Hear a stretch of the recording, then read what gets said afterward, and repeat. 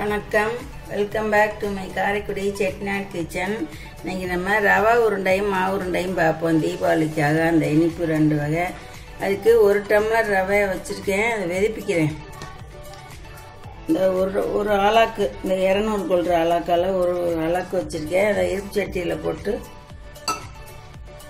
கடாயில் போட்டு வெதிப்பிக்கலாம். இதுக்கு 3/4 அளவுக்கு மட்டமாக ஜீனி போட்டால் போதும். ஜீனி மாவு வச்சுருக்கேன், ஏற்கனவே அரைச்சிட்டு வந்துட்டேன். ஜீனி மாவு ஒரு கிலோ மிஷினில் இங்கே ஈர அரிசி அரைக்கிறதுல அரைச்சி தருவாங்க. நான் இதை வெதிப்பிக்கிறேன்.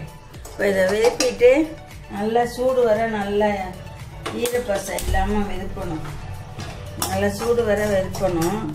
வெதுப்பிட்டு ஒரு தட்டில் கொட்டிக்கிறேன், காமிக்கிறேன். இந்த மாதிரி வெதுப்பணும், சூடு ஏறட்டும், காமிக்கிறேன். ரவை வெதுப்பிட்டேன், அதை கொட்டிக்கிறேன். நல்லா சூடு வந்துருச்சு. கையில் தொட்டு பார்த்தா, அப்படி அள்ளி பார்த்தா நல்லா பொறுக்க முடியாமல் சுடணும். நல்லா சூடு ஏறிடணும், அப்போ தான் நல்லாயிருக்கும். நீங்கள் நிறைய என்ன மிஷினில் கொடுத்து அரைச்சிக்கலாம். நான் இன்றைக்கி உலக்கு தான், மிக்சியில் தான் முணுக்க போகிறேன். ஆரோட்டி முணுக்கிக்குவோம்.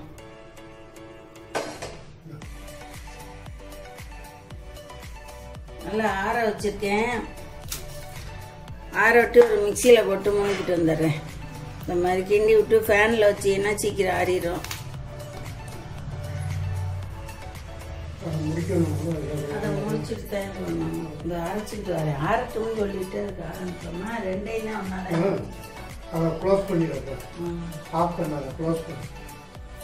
இது பாருங்க. இப்போ ரவையை வருத்தமில் அதை ஆற வச்சு அரைச்சிட்டு வந்தே கொஞ்சம் லேசாக குறக்குறன்னு இருக்குது. ரொம்ப நைஸாக வரல. ரொம்ப நைஸானா மிஷின்லாம் கொடுத்துக்கணும். எங்களுக்கு இந்த மாதிரி இருக்கட்டும்ட்ட பிடிக்கும்ட்டு, அதனால நம்ம மிஷினுக்கு போகல. 1 டம்ளர் தானேன்ட்டு நிறையனா கொடுத்து அரைச்சிக்கலாம். அரைச்சிக்கிட்டு வந்துட்டு இதுக்கு அதே 3/4 அளவுக்கு இறம்ப எடுத்தோம்ல, அதே 3/4 அளவுக்கு ஜீனி எடுத்து சளிச்சுக்கிறேன்.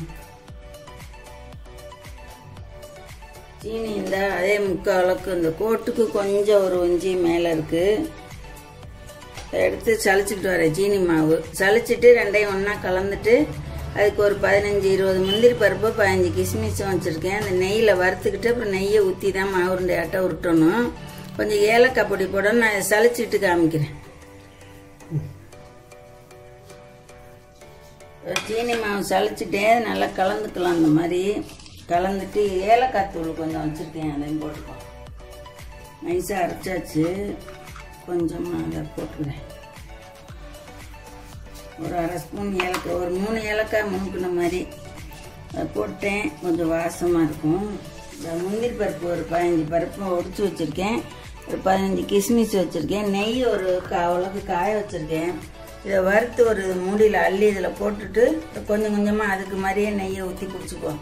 மிச்சம் இருந்தால் நம்ம யூஸ் பண்ணிக்கலாம். அது சமையலுக்கு நிறைய ஊற்ற வேண்டாம், பார்த்துக்கலாம். பிடிக்க வர அளவுக்கு ஊற்றணும். கரெக்டாக இருக்கும்னு நினைக்கிறேன். இப்போ நான் முந்திரியை போட்டு வறுத்துக்கிறேன். முந்திரியை வறுத்து கொஞ்சம் செவக்கட்டும், அப்போதான் டேஸ்டாக இருக்கும்.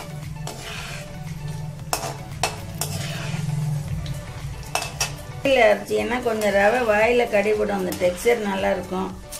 மிஷினில் கொடுத்தீங்கன்னா கொஞ்சம் வலுவலுன்னு மாவுருண்டை மாதிரியே இருக்கும் டேஸ்ட்டு. எப்படி பிடிக்குமோ அப்படி பண்ணிக்கோங்க. இந்த வறுத்துட்டேன். கொஞ்சம் வறுபடட்டும். கொஞ்சம் கலர் லேசாக ஆரஞ்சு கலர் வந்தால் நல்லாயிருக்கும். இதில் வந்துருச்சு போதும். நீ விட்டால் ரொம்ப செவந்து போயிடும். அந்த பழத்தையும் இப்போ போட்டுக்கிறேன். பழம் பலூன் மாதிரி உப்பி வரும். 2ஐயும் எடுத்துக்கலாம். பழம் வெந்தோடனே நெய்யில் பொரிஞ்சிடும், அப்படியே பலூன் மாதிரி உப்பிக்கிட்டு வரும். அப்போ நம்ம எடுத்துக்கலாம். சரிங்களா? உப்பு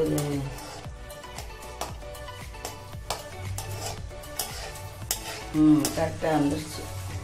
ஒன்று உப்பாமல் இருக்குது, அதுவும் ஊற்றிக்கிட்டோம். போதும், நீ செவந்துடும். நான் எடுத்துக்கிறேன். எடுத்தீங்களா எப்படி பலூன் மாதிரி வந்துருச்சுன்னு? கையில் போட்டு வந்து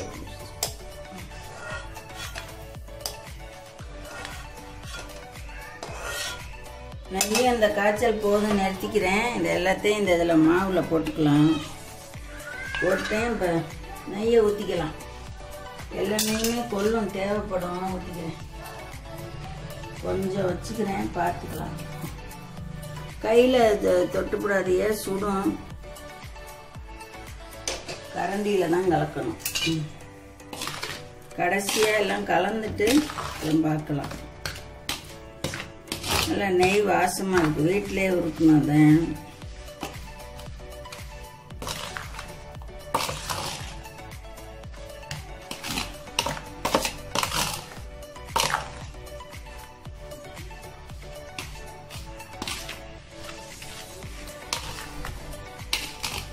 போதும்னு நினைக்கிறேன். இந்த கட்டியை உடச்சிட்டு பிடிச்சி பார்ப்போம். வரலைன்னா நான் ஒரு நெய் பத்தலை, நான் ஒரு 3 ஸ்பூன் ஊற்றிருக்கேன். நல்லா காஞ்சிருச்சு. இப்போ ஊற்றி கிண்டிக்கலாம்.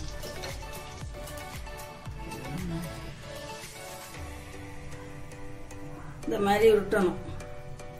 கொஞ்சம் லேசாக சுடையில் உருட்டினீங்கன்னா தான் நல்லாயிருக்கும்.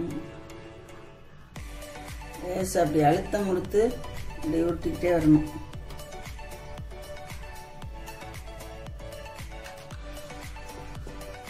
உருட்டை வரலைன்னா கொஞ்சம் நெய் சுட வச்சு ஊற்றிக்கோங்க. அப்படிதான் ஊற்றுனேன். இப்போ கரெக்டாக வந்துருச்சு. இது மாதிரி நான் எல்லாத்தையும் உருட்டிக்கிட்டு வந்துட்டு காட்டுறேன்.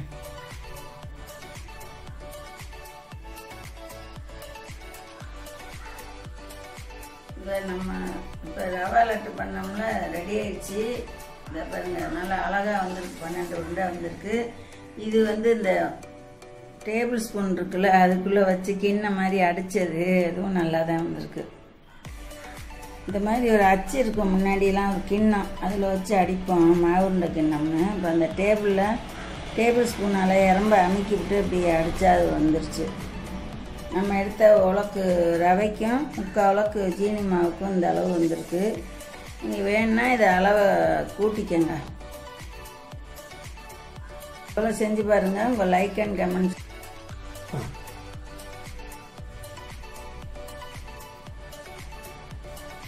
மூடி